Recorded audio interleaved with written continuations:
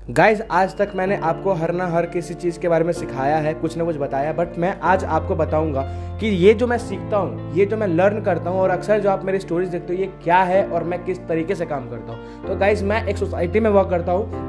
जिसका नाम achievers club है, जहाँ पे इनके फाउंडर्स तरंग अरोड़ा, कृष्णा अरोड़ा एंड को फाउंडर रोहित अरोड़ा के साथ हम ये सीखते हैं कि आप अपने लाइफ में पैसा तो कमाओ, लेकिन आप अपने लाइफ में एक एक्स्ट्रा ग्रोथ कैसे ला सकते हो, अपने मम्मी पापा को हेल्प कैसे कर सकते हो और दूसरे लोगों की हेल्प कैसे कर सकते हो। एक अच्छी सोच देते हैं, एक डिसिप्लिन देते हैं जो कि आपको अक्सर स्कूल्स में नहीं पढ़ाया जाता है कि अपनी लाइफ के बारे में आप कैसे सोच सकते हो। और एक एंटरप्रेन्योरशिप सोसाइटी भी हम रन करते हैं जो अचीवर्स क्लब के नाम से जाना जाता है। अगर आपको इसकी डिटेलिंग चाहिए तो आप मेरे इंस्टाग्राम प्रोफाइल को चेक कर सकते हैं, आपको सब कुछ दिख जाएगा।